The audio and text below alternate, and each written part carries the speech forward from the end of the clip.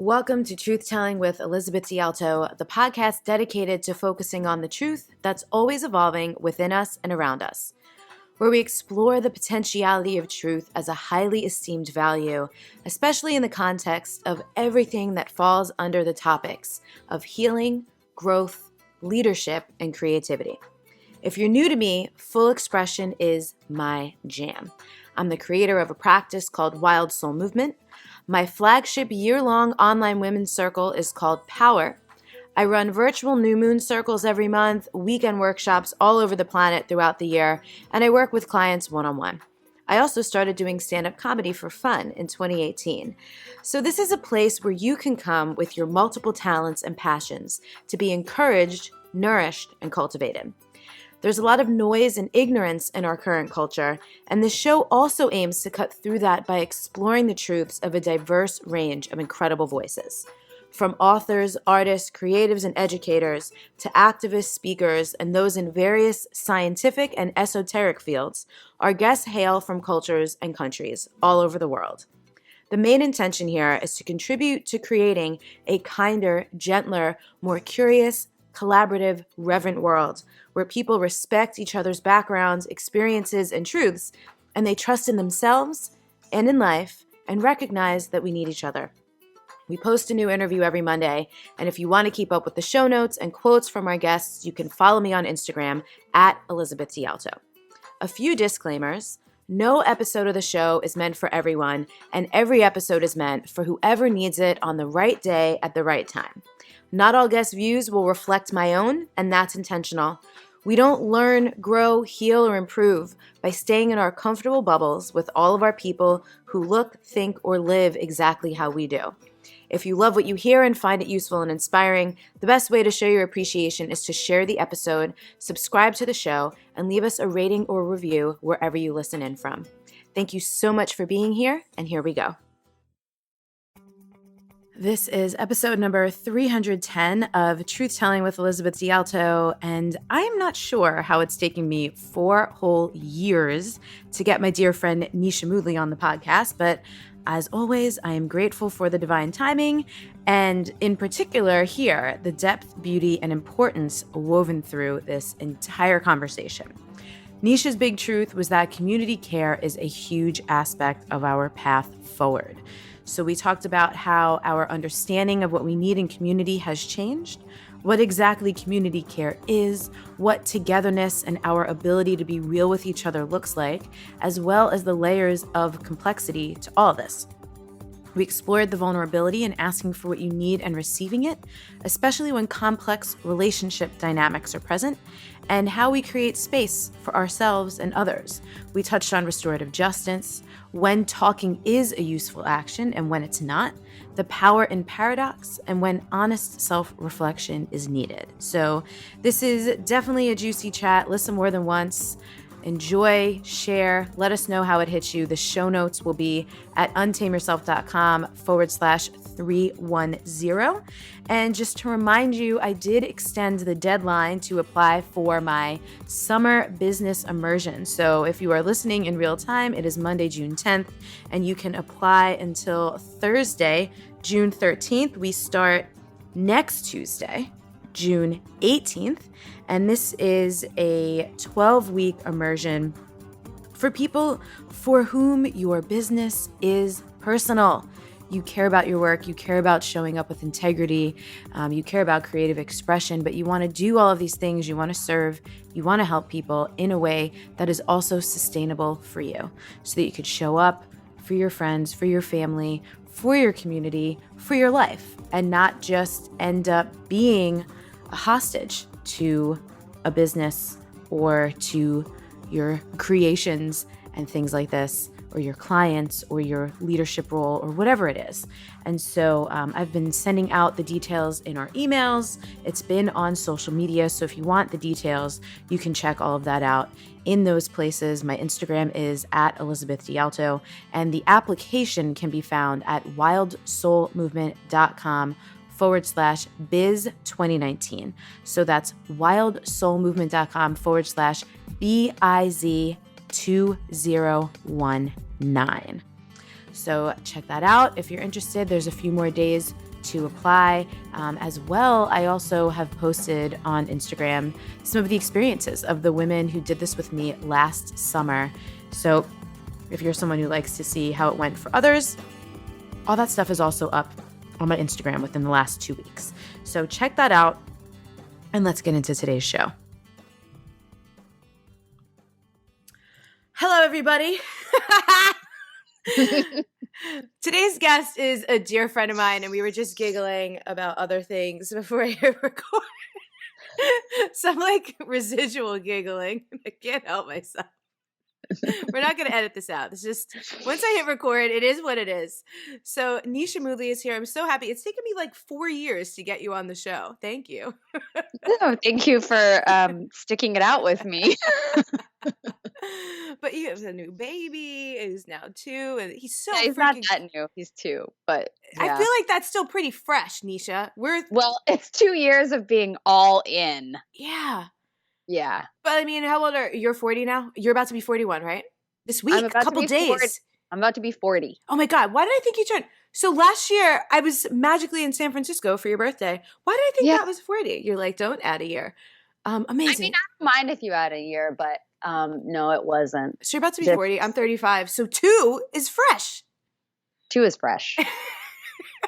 When I was at Nisha's for her birthday last year, her partner, Noah, Raven was there. I don't think I told you this. Raven was like, just touch him. He's so soft. He was like, wait, Noah told you to touch Raven? Yeah. Sorry. Did I say Raven told me to touch him?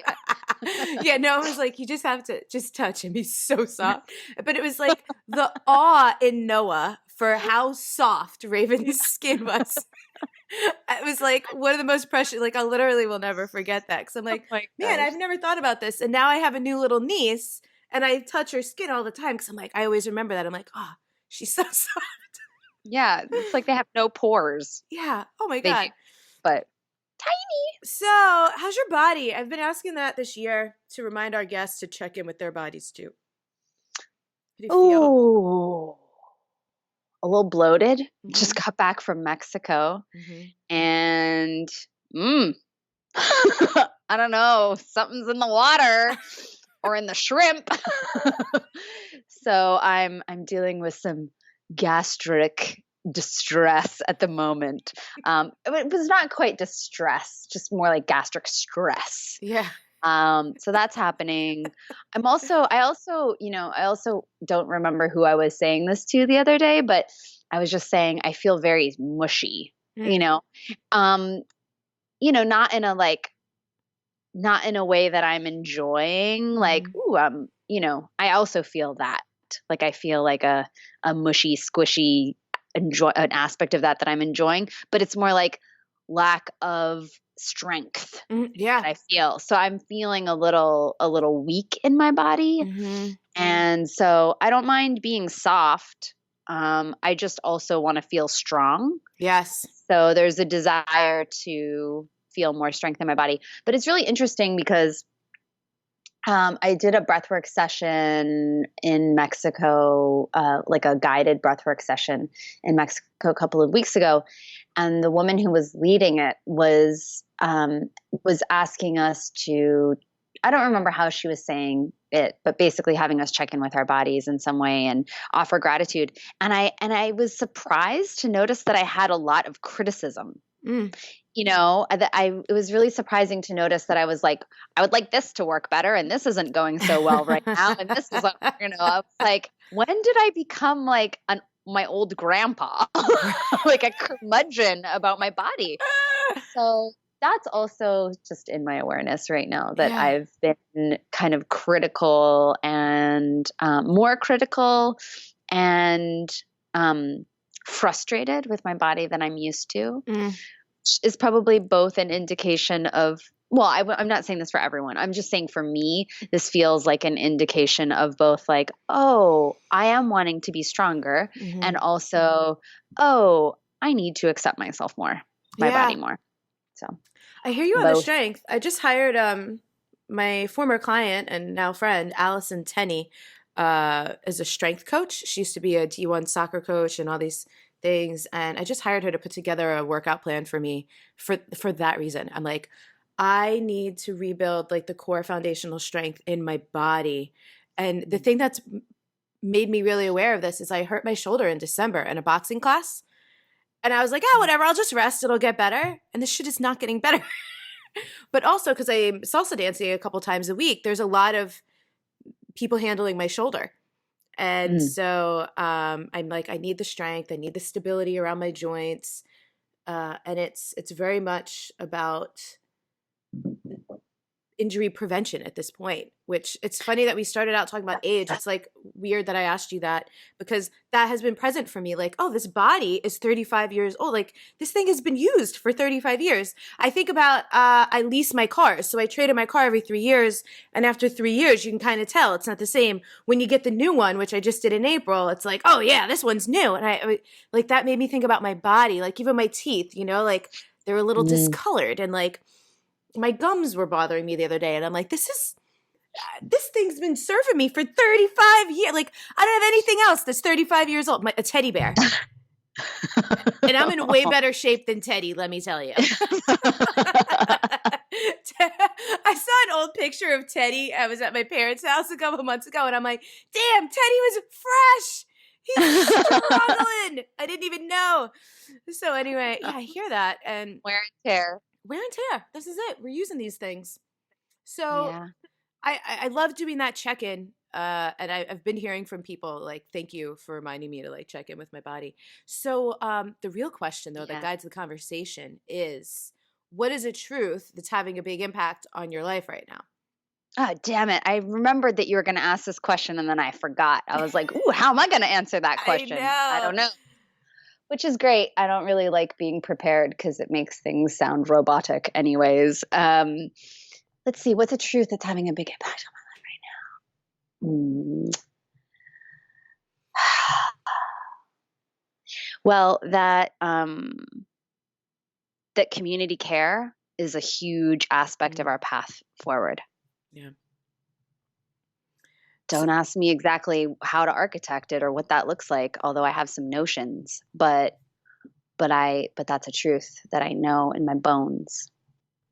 So for those of you who are familiar, I run a year-long women's circle called Power, and Nisha was my guest mentor in April, and we talked about this, and I haven't had a chance to share with you. I think I might have shared a couple of the comments with you, but this was so impactful on the women in my Power circle. Just like talking about community, because it is so fascinating how disconnected we are, even though we're all surrounded for the most part by so many freaking people. So one of the things that you had shared in there was how you are in your own life cultivating, well, and this notion, right? Like I couldn't tell you how to architect it, but like, here's what I'm trying. I'd love if you can share some of that, because part of why Nisha was the guest mentor in April is because the topic in Power was receptivity.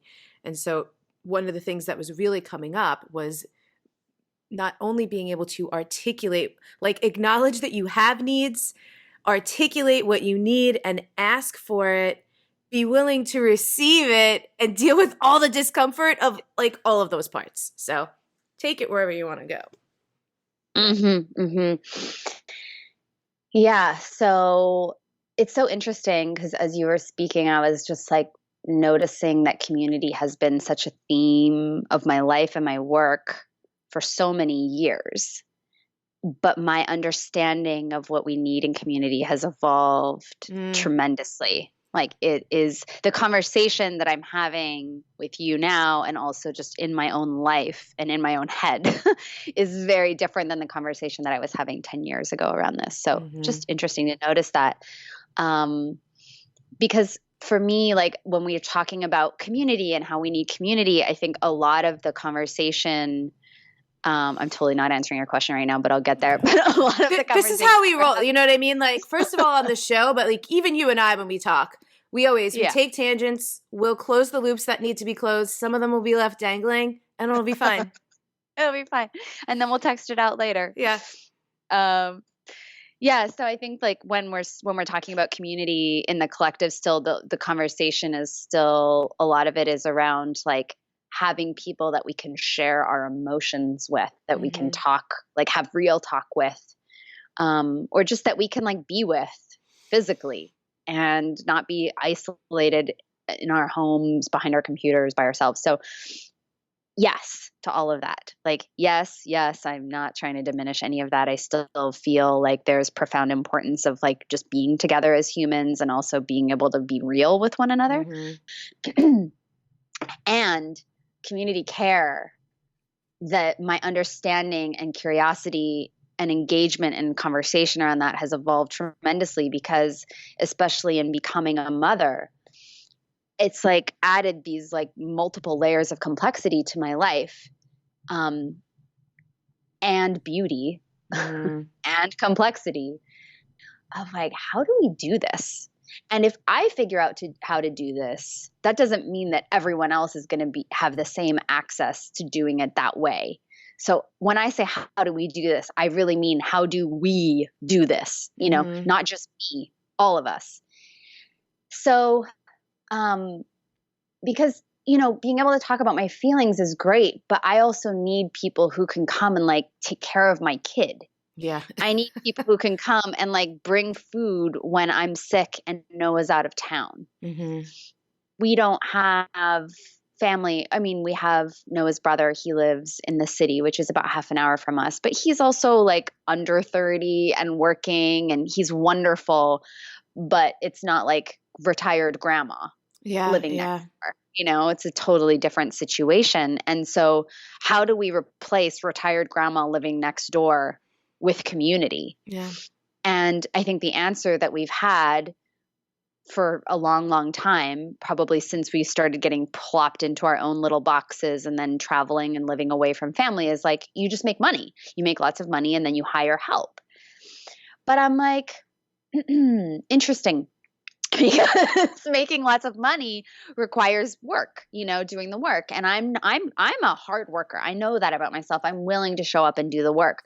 But also it became this thing for me of like, I have to work to make money to get help with my kid, but then I'm not having enough time with my kid. So I have to work more so that I can get more help, so that I can have more time, so that I can, but then I need to work more to get more.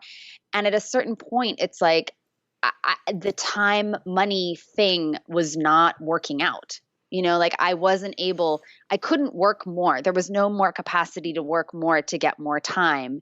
It was like working more would give me less time so that I could have more support. Right. So when am I getting time for me and my kid and my relationship and my friendships? So for me right now, what community care is looking like, I mean, part of it is literally asking friends for help with my kid. It's like a spreadsheet. Here's when we need support. Who can sign up to offer?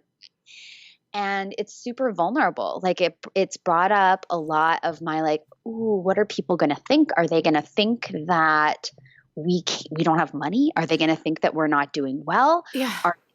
Right? Can we pause on that for a second? Yeah, because I think it's a big one. It's a big one. And also, I posted something yesterday on Instagram, and I had that little pang of like, what are people going to think? And it was almost like predicting some of the judgments. And this was like a totally different thing, like #privilege alert. But I was at a salsa festival this weekend, and there were these shoes that I was like, these are amazing. I had a number in my head. I was like, if these shoes are this number or less, I will get them. If not, I won't.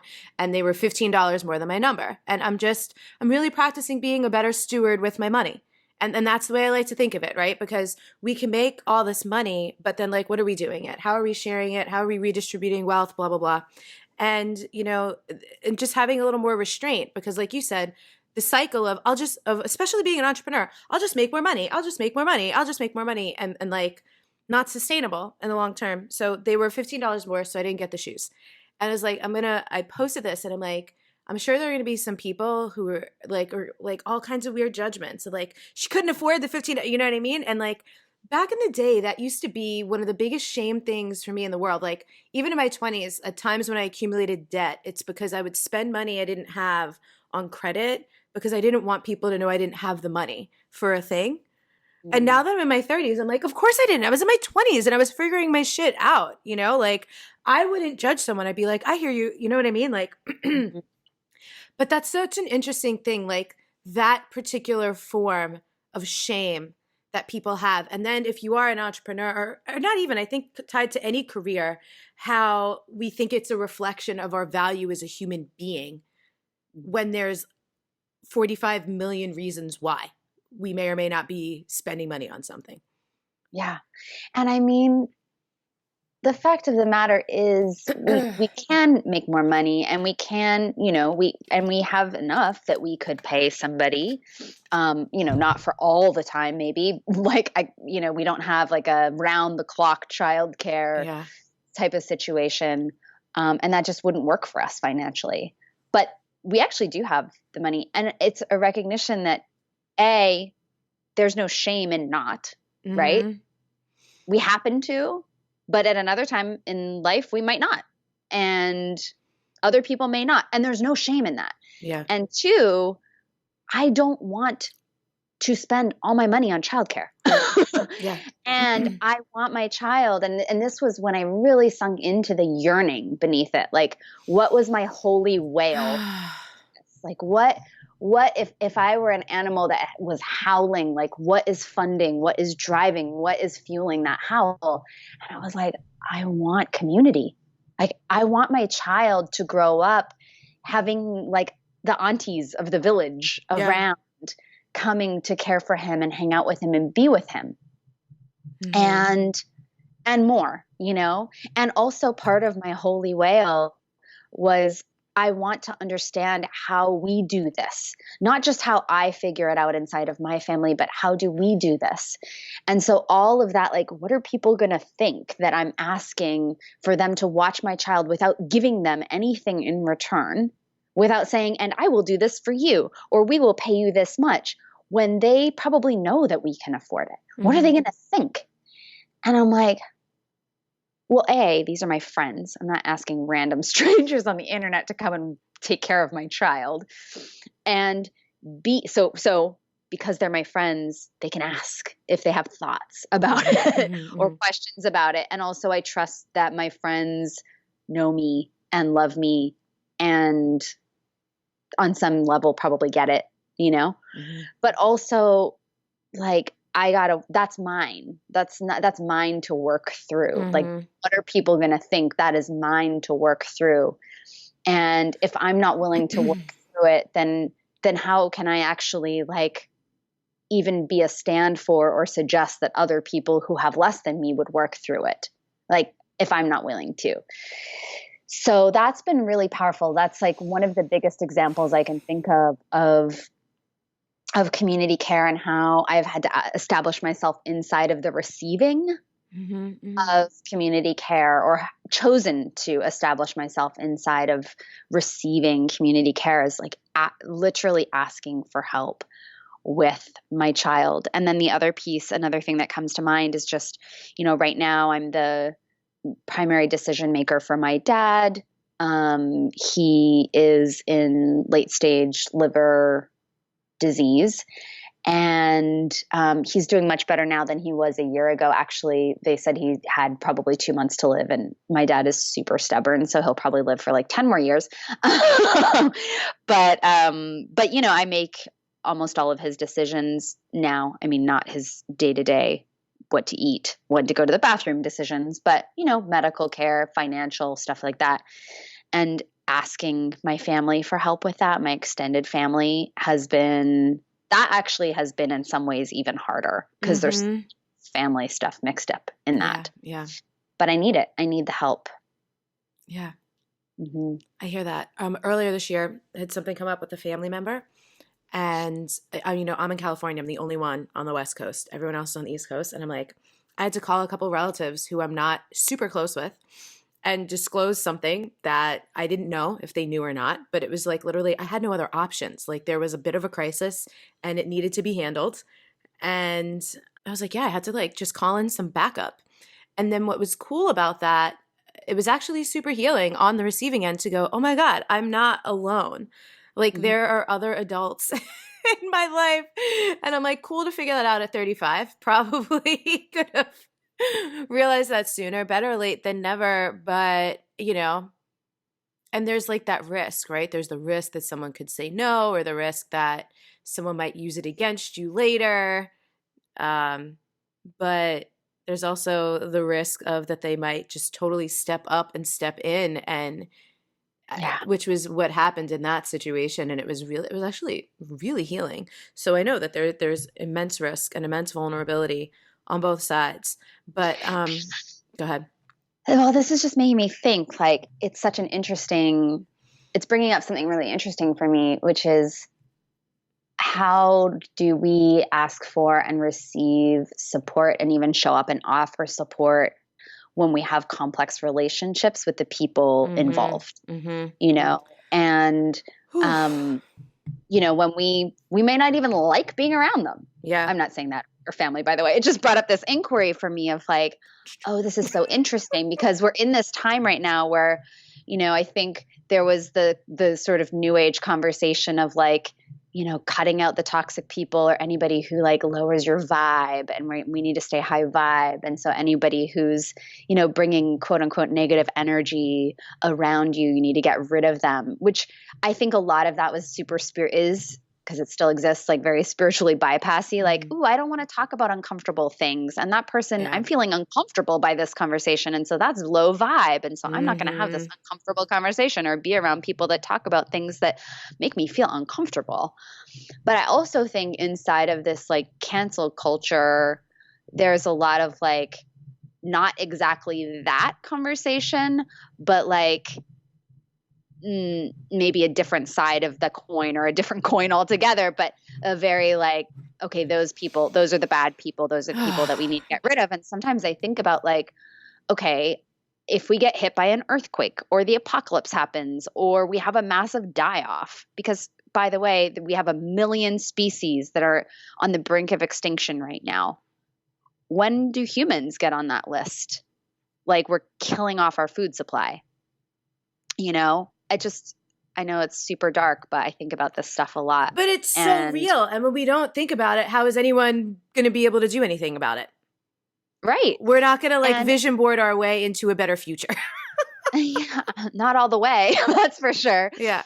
And so I've been thinking about, and I've been facing some of these like, wow, what if humans reach extinction soon? Like, or the brink of extinction soon? What does that look like? What if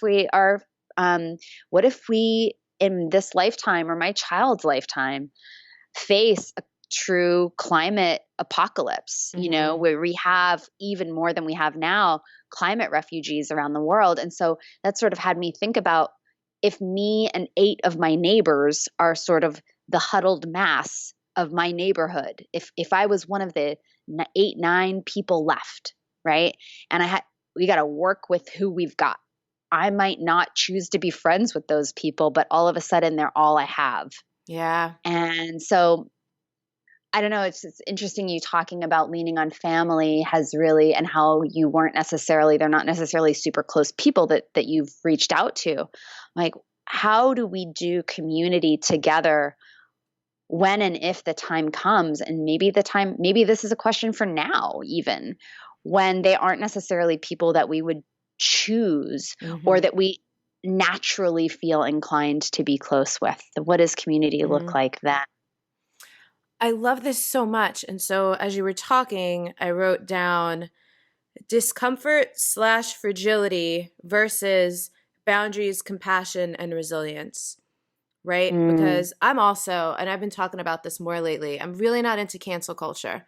And one of the things that really brought this up for me a lot after, much processing of my last relationship is, what do we do with folks who are narcissistic, or who have mental illness, or, even the really challenging, quote, toxic people in our family? Like, they're still humans. And like, they still deserve like every dignity that every other human being deserves. But at the same time, like, there are just some people who we know are not healthy for us to be around, right? Or I have some women in some of my programs who like have to live for financial reasons, have to live with someone, even share a household with someone who is just really not healthy for them to be around.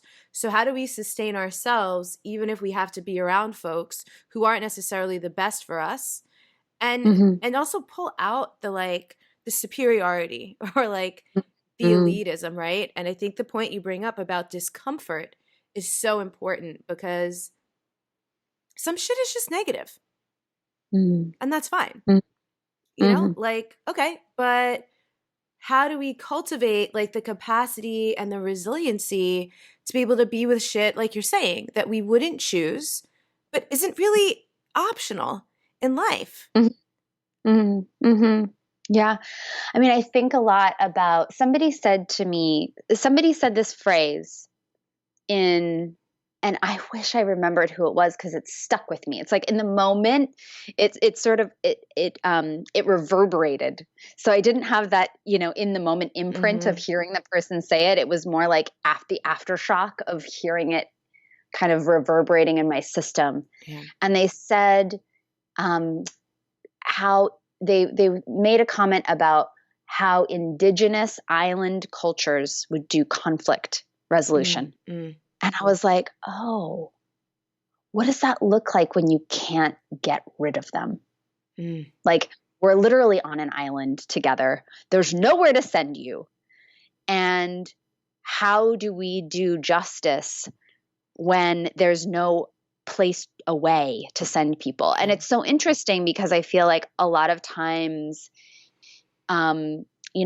like in the sort of quote unquote, like woke circles, we'll hear out of one side of our mouths, that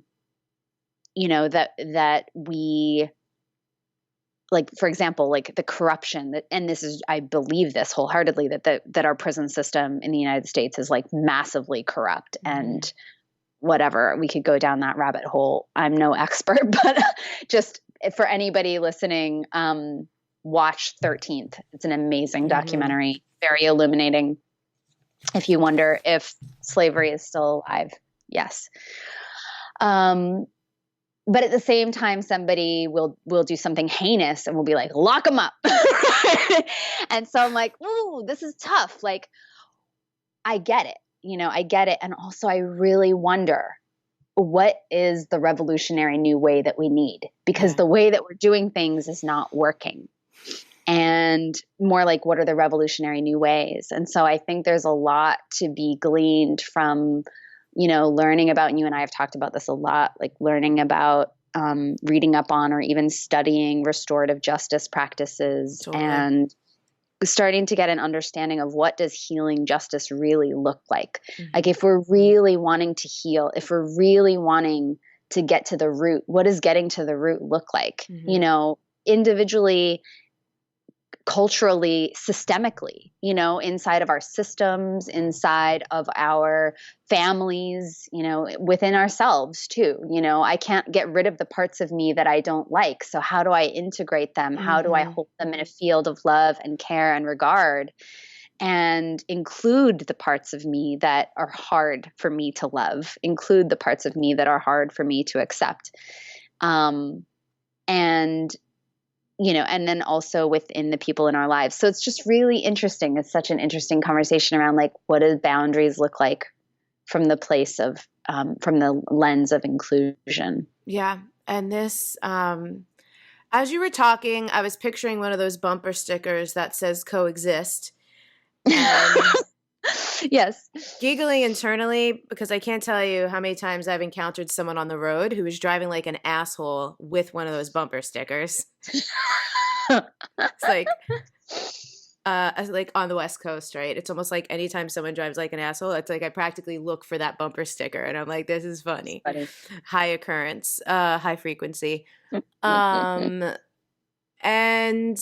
but not high vibe. But not, I don't mean frequency like vibrational frequency, like high occurrence, high rate of occurrence. And then also, we're not saying or suggesting to anyone listening that you need to be in any kind of like immersive experience with people who have abused you or people who are your oppressors. But it is truly about like how do we coexist? How do we essentially live and let live? And I love that you brought up the part of being able to integrate the different parts of ourselves. And that certainly there are parts of ourselves, I like that you said, that are harder to love, right? But can we appreciate and can we learn to love and accept those, or at least have compassion towards them too? Because this is another big pet peeve of mine in like personal development, self-help, spirituality, is the like, if you are dissatisfied with yourself in any way, then it's like you hate yourself. You don't love yourself. And I'm like, no, that's not how it works. Like there are people in your life where you're like, I don't like this or that about them, but I love that person. So of course, as a person ourselves, we get to have that experience of being like, yeah, like this aspect of my personality, I don't love it. Yeah. I mean, I think that's interesting. It's like, I love my child unconditionally. Mm-hmm. I will love my child no matter what he does, no matter what he says, no matter who he becomes. I love him unconditionally. Does that mean that I don't struggle with aspects of his expression? No, I do all the time. Yeah. You know, this morning he was like whining with no end about oatmeal. You know, it was just like, it's coming. And I don't know how many times I wanted to, you know, but just because I'm struggling with like an aspect of his expression or his way of being does not mean I don't love him. So I'm so with you on that. It's just, to me, it's a super narrow, and it's a narrow way of looking at love. Yeah. And love is not like. This is something that I've also just thought about and paid attention to a lot over the last several years. It's like I can love or have love for someone and just not like them, which then means I don't necessarily need to be around them so much, but I also don't begrudge them anything. Happiness. I saw a meme yesterday that said, listen, I want you to eat, just not at my table. I was like, sometimes yeah, it's true. yeah, that is. I want you to eat, just not at my table or in my house. So what else around this are you niggling with right now?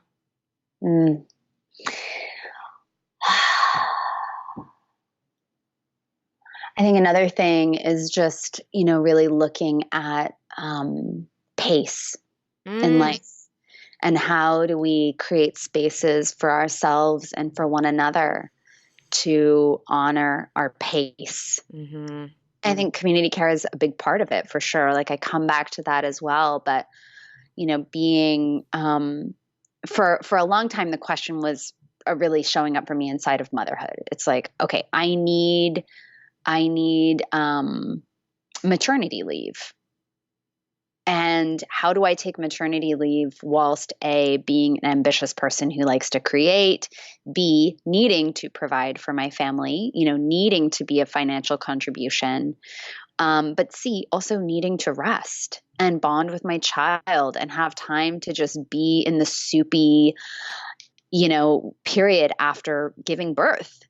And, I'm Canadian. I live in the United States, but I grew up in Canada. And so I grew up with this assumption that I would have 1 year of paid maternity leave, because that's what we do, because there's some like humanity and sanity happening in that regard up north. And by the way, every other developed nation in the world, every other first world country has, as far as I know, has maternity leave, because that's compassionate and caring. But anyways, I digress. So for a long time, that question was like, how do I have the space that I need, but also show up and provide for my family?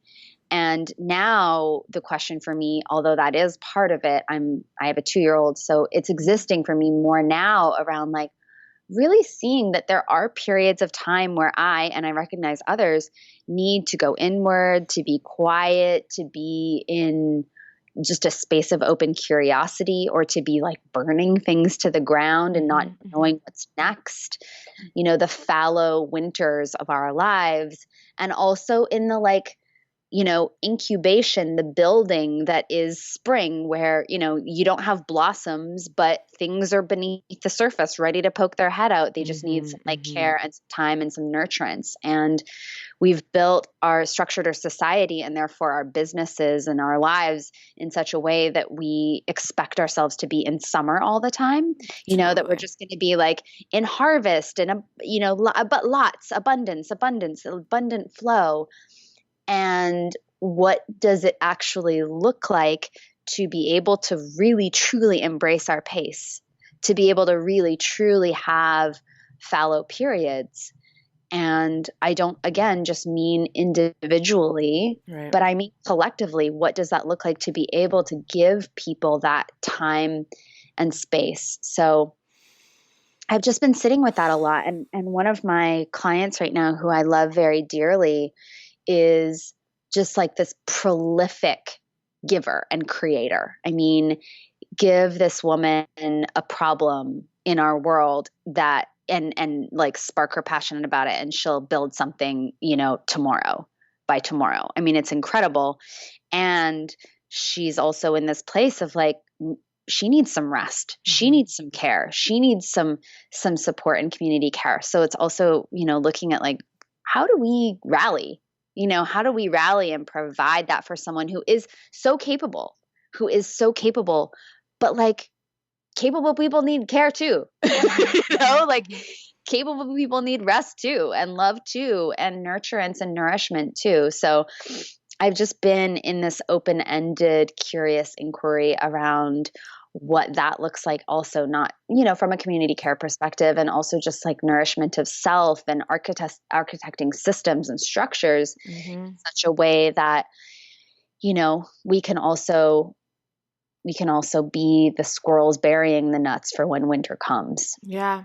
Yeah. And, I have some friends who have chronic illnesses, and I think about this a lot too, that like, if you're in a place where any given morning you might wake up and have all these plans and have all these things to do and then not be able to do them, how the world isn't built for that person to have that experience and not be blamed, shamed, dismissed. You know what I mean? It's so I've had a lot more awareness around that because I have close friends with that experience. So it was part of that was my own just like unconscious awareness, like because I didn't have proximity to it before, so I didn't know what I didn't know. But and then the word that just like wells up is like more compassionate systems, right? And this is y'all listening. This is Nisha and I. This is what we do all the time. Like we have these epic like either conversations or like Voxer exchanges where we're like, yeah, okay, here's the issue. Here's the issue. Here's the issue. I don't know what to do about it. But even just like having the seed out and being like acknowledging like this is real, this is happening. Like there's people, and like Nisha keeps saying we, meaning like the collective we. Like the collective. And then and not just like the people who resonate with us, right? Not just the people who are like who can hustle more, who could be like, yeah, like how that's my pet peeve when things are just geared towards like a handful of folks who are going to be able to actually follow through on it. Right. Yeah, and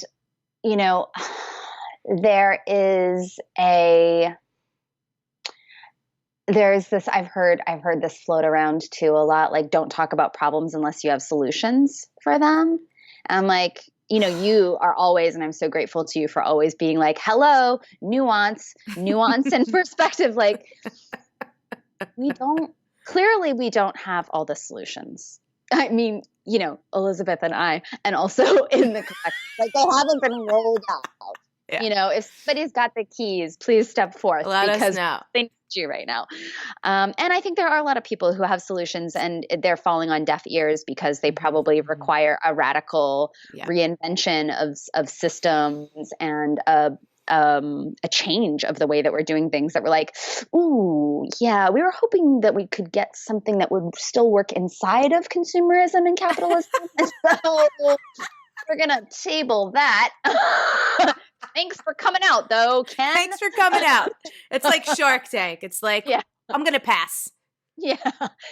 Sorry. That's going to change things a little too much, which is what we need, of course. But But I do think it's important to talk about, and we're, talking, as you said, pretty much all the time when we're connecting around like problems that we don't see solutions for. But what I will say is I think the value of, for me, part of the value of talking about these things that I don't necessarily see solutions for is it keeps them alive in my system. Yes. And then guess what I'm looking for? I'm looking for solutions. Yeah. Like I'm looking for who's talking about this? What do they have to say? How would that even work? Ooh. Mm-hmm. And then sometimes that sparks an area of interest for me that I want to like delve into study around, that I want to get trained or educated in, that I start just reading about on my own time. But the other thing is that looking at these uncomfortable things and talking about these uncomfortable things, scary, painful, confusing things that I don't have answers for, has also helped me be able to exhale around them a little bit more. Mm-hmm. And I feel both the sense of urgency and also okay, well, here we are. Like more of an acceptance around where we are. And I don't mean acceptance like, it's okay. Yeah, it's not apathy. Yeah, I mean acceptance. It's not apathy, and it's also not approval. Yes. But just like, okay, this is what it is. Mm-hmm. Just I can face this, and I can face it without needing to run from it. Yeah. Or light my hair and everyone else's hair on fire around it, which I've done before. Like when, things were really fresh and alive, be like, oh my God, what are we going to do? Now I am a little bit more like, okay, I can sit back and listen more. I don't know where I was going with that, but yes. So I want to talk about social media as it relates to a couple of the things we've been talking about, because here's something I used to have a lot of judgment for. Like less talk, more action. I actually took a picture. I was in New York the other week. It said that on like a window for like Nike or Foot Action, like some like athletic oriented brand store in Soho. And I'm like, yeah, and that's one of those things that I would like to add like the depth and the complexity and the nuance to and the layers, right? Because like you're saying, I used to be like, yeah, why are we talking about all these things if we don't have solutions? I used to be that person who would think that like that's probably a meme I would have shared 4 or 5 years ago. Sure. But like what you're saying, the part of like keeping it alive and keeping it present in our awareness, so as we see things, or we can make connections, we can connect people, or people with platforms like us, even though you and I don't have these like super large, like hundreds of thousands of people platforms, but you never know who's listening. You know what I mean? So I love about the podcast or social media. You never know who's listening. You never know who's watching. You never know who might be able to help.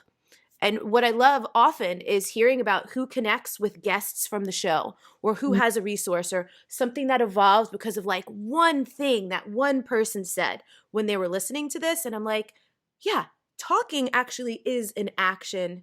If the point of the talk isn't just to hear your own voice, you know what I mean?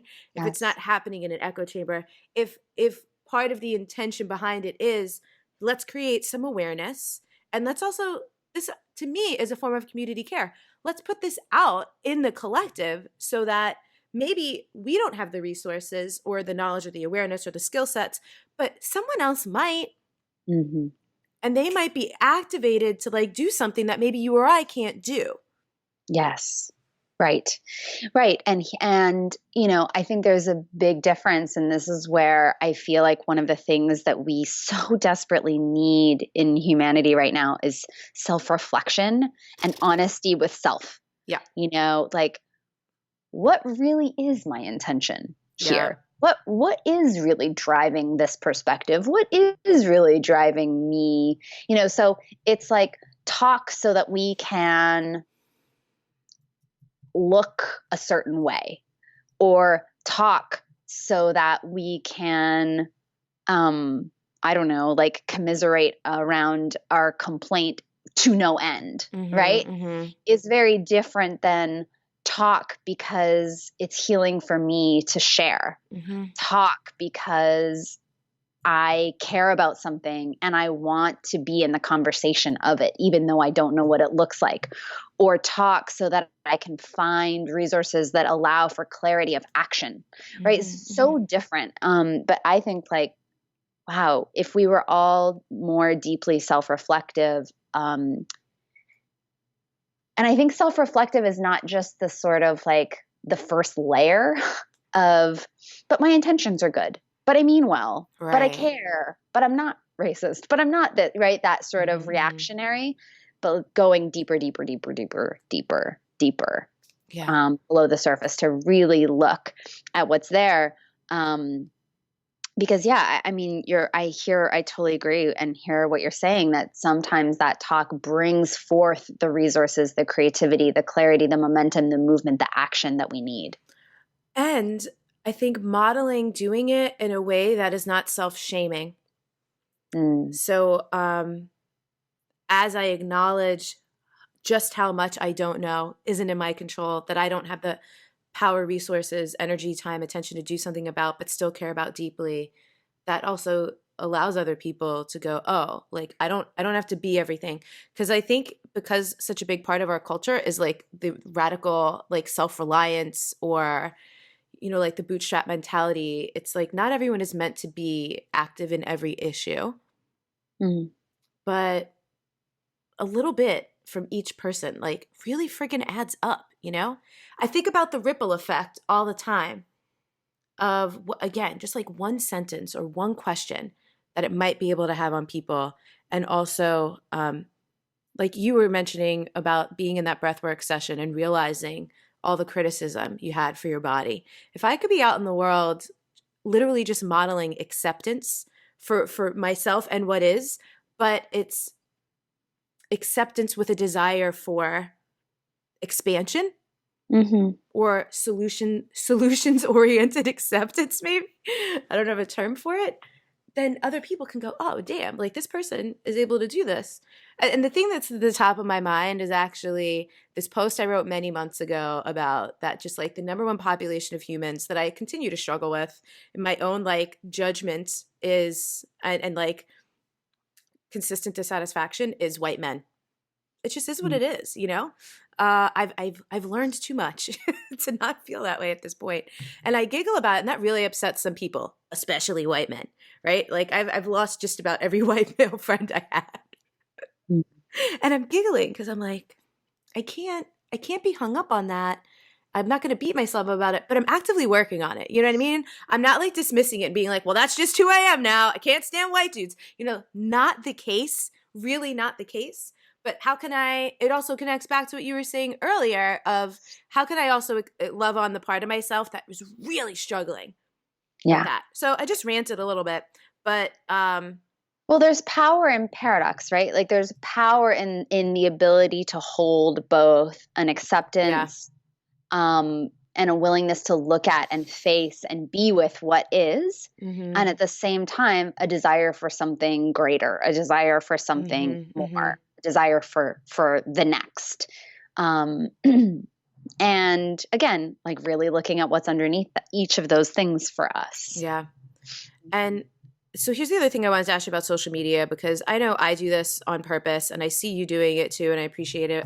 But also like sharing the full spectrum of life on social media Mm-hmm. without the energy of commiseration, but certainly with the energy of this is all happening. Kind of like we just said, the paradox, the simultaneousness of yes, this is great and wonderful and I have all these things to be appreciative of and I have all this privilege, and also this is happening.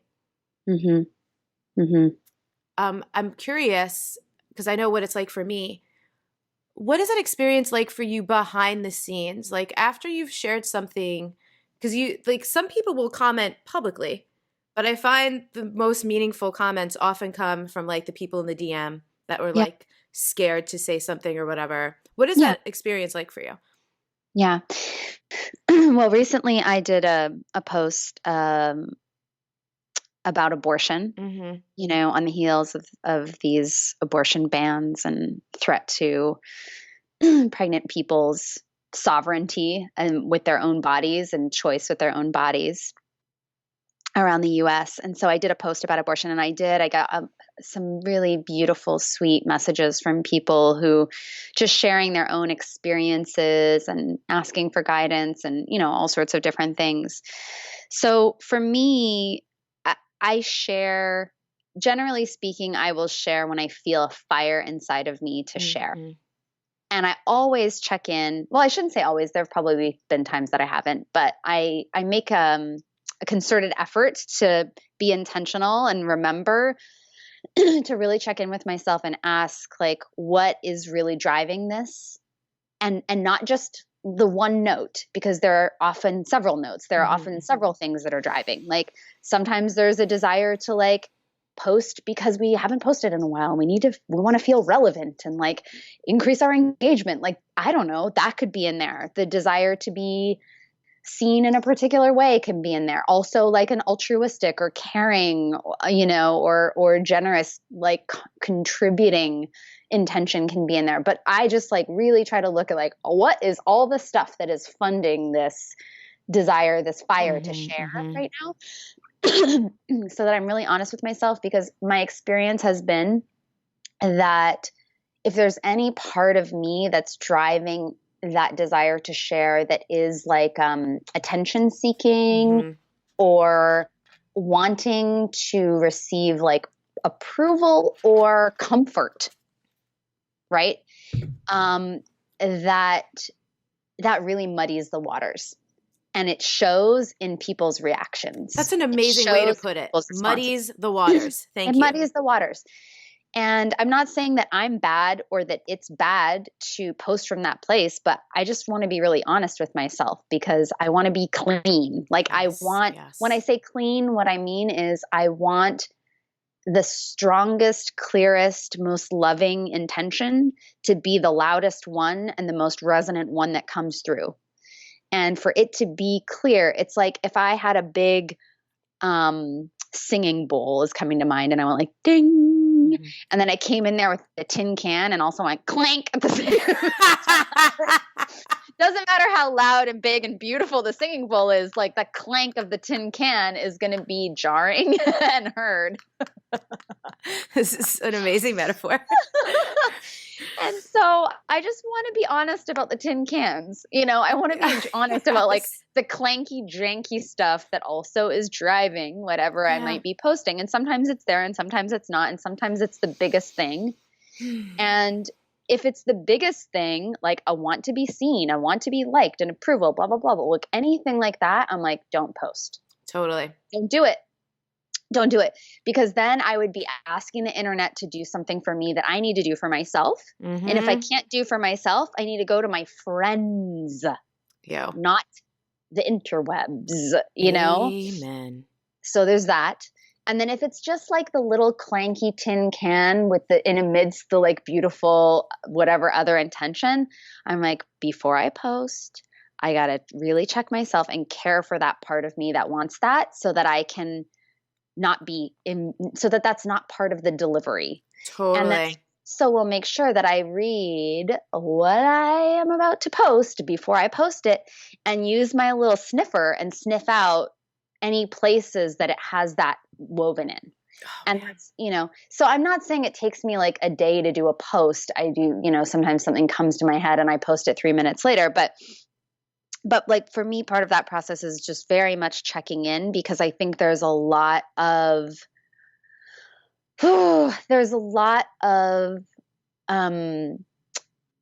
desire to be seen, validated, approved, cared for, masquerading as service, masquerading as like care and contribution. And I think when we do that, by the way, I don't think that the desire to be seen or reflected or validated is inherently bad. I'm just saying that if I hand the power of that over to the internet, I'm in trouble. So I might still have that desire, but if I'm not giving that to me, and especially if I'm not giving that to me and I'm not honest about the fact that I want that, then that's when I think we end up using, whether it's like using our children, like something, our children, or using a cause or something that's happening in the world to further our own agendas. Totally. And so I just want to be honest with myself about that before I press post. I love this so much. and I think this is an amazing distinction for people listening, right? Actually, the innate desire to be seen, heard, loved, met, recognized, validated. That's very human. That's like kind of at the core of being human, because all of those things are about like feeling like we belong. Um, and Yeah, if it wasn't, it wouldn't feel good to get likes and nice comments. exactly. Yeah. And so to make yourself entirely wrong for that is short-sighted, right? Which, and there is a lot of narrative about social media that kind of sparks or incites that kind of shame or self-judgment. Mm-hmm. But so I wrote down while you were saying that, outsourcing versus insourcing, because I like that you made the distinction. If I'm not willing to give this to myself, I certainly shouldn't be seeking it on the internet. And maybe the first place I need to go are the people who love me the most. Yeah. Which also connects to another big like self-help adage that I can't stand, which is like, if you don't love yourself, you can't love others. Or like, no one's gonna be able to love you if you don't love yourself. Because truly, sometimes we need to see. Sometimes other people need to show us, depending on the season and cycle of our lives too, right? Like sometimes we're just in a low place or in a phase or like whatever, and someone else's care for us shows us that, of course, we're super, like someone's immense generosity reminds us how to be generous with ourselves and others if our capacity or capability is low at the moment. So I think that's a really, really important thread. And that statement, like, if we don't love ourselves, no one else can love us. Oh, how depressing. You know? So like everything that I struggle with about myself is completely unlovable to everyone else. I just call complete bullshit on that. Complete. There are parts of me that I struggle to love that I'm sure my friends find completely endearing and lovable. Yeah. And that my mother has never and will never stop loving, because that's my mom, you know? And probably other people that I'm not naming, you know? So I think that's total BS. And it's part of that like myth of individualism, the myth of independence. Yeah. Yeah. I, by the way, the whole notion of independence, I find completely laughable. So now anytime that I think about independence, I'm like, oh yeah, who made this sweater? Who made these headphones? Who made your computer? Who made your shoes? Who built your house? Oh, right. You're not independent. I don't even grow my own food. Yeah. Yeah. You know, unless you're living off the grid, cutting your own hair, you know, you made your own pots and pans or something, and like you hunt all of your own food or pick all of your own food and grow all of your, like, even then somebody made you. Yeah. Yeah. I'll have to noodle with that, because when I think of independence, I just think of a willingness to like do some, not be totally like, like I think the spectrum, right? Like independence, interdependence, codependence.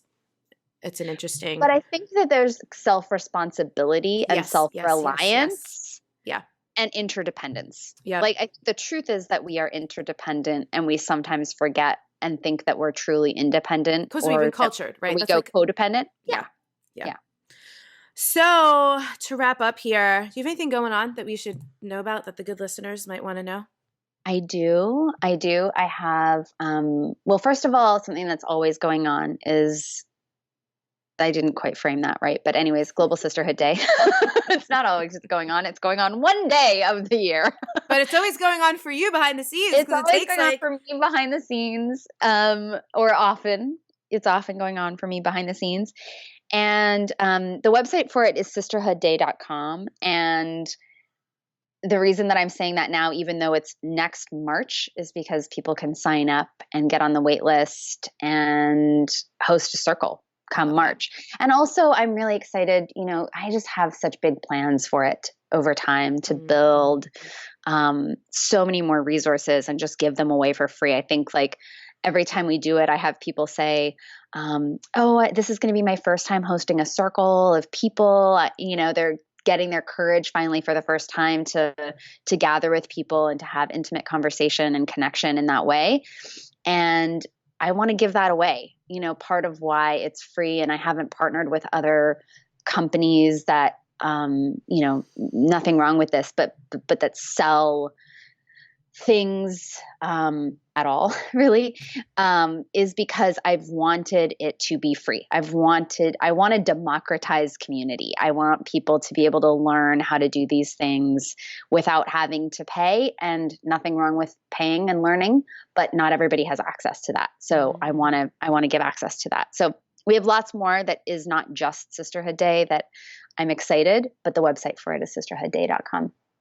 And then also I have the doors opening for my 12-month, I was going to say 12-year. Ooh, that's a commitment. Can you imagine signing up for anything for 12 years? No. I want to meet the person who would, because you're amazing. You're like, yeah, motherhood. And it's more than that. Yeah, motherhood. And it's forever. Literally like, wow, I'm in this until I die. Yeah. Yeah, that's amazing. But no, that's not what I'm promoting right now, which is my course, Soul of Leadership. It's 1 year. And what we do in that course, it's really rooted in a few like very deep beliefs that I have and foundational understandings that I have. One, which is that we need to flip our relationship with power on its head.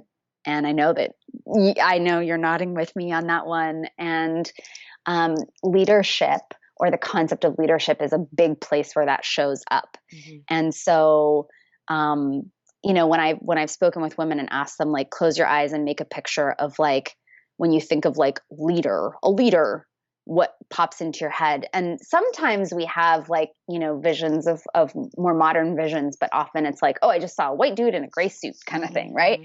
The pictures, the stories, and even if you don't get that picture in your head, I think we've been fed a lot of stories of what a leader and what leadership looks like.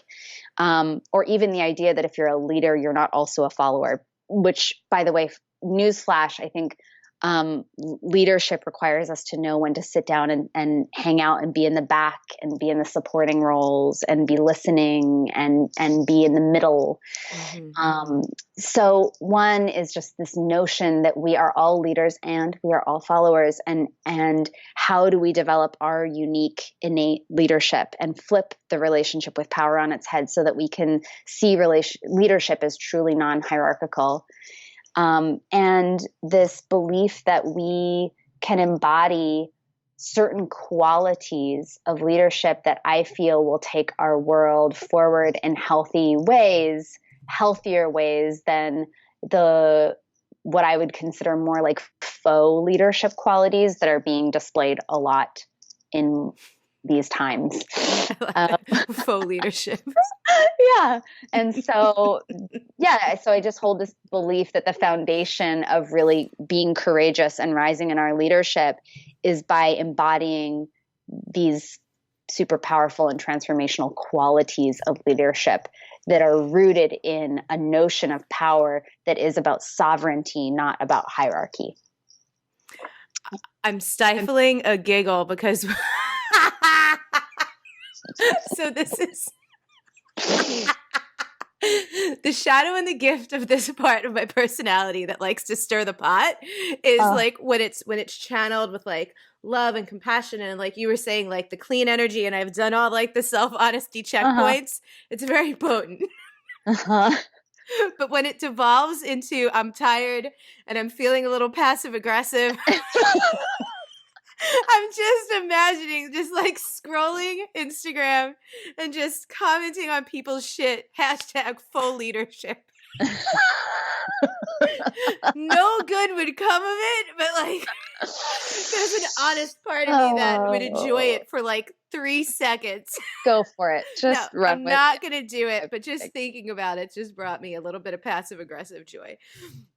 And all that stuff is nishamoodley.com, I know, is your website. Is there a special link for that if people are interested? Yeah, the website for Soul of Leadership is Soul of Leadership. Oh my God. I love it. You got that. Nisha's a undercover domain queen, aren't you? Yeah, I am.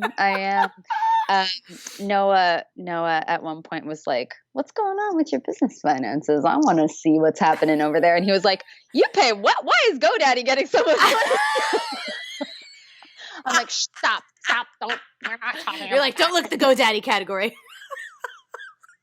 Oh my God. Practically has its own category. Oh my God. Yes, soulofleadership.com. Amazing. Well, yeah. I love you dearly. Thank you so much. I love you dearly.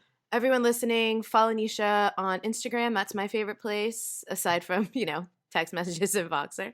But check out Sisterhood Day and the Soul of Leadership if you're interested. Thanks, Mama. Thank you. I love talking with you all the time. I'm sure we'll continue this later on today. For real. All right, everyone. Thank you so much. Talk to you later. Bye. There comes these places, these rites of these times in our life when we can no longer take one more step on the path that we're on. And we beg for another way. We beg for another door to open, another path to appear. And when that happens, we're asking for another way of life, another way of living. It's not that we don't want to live anymore. We don't want to we've lived the life. We don't want to live the life we're living anymore. We want, and so it's like a doorway opens, and then there's all these challenges like, are you ready for this life? It's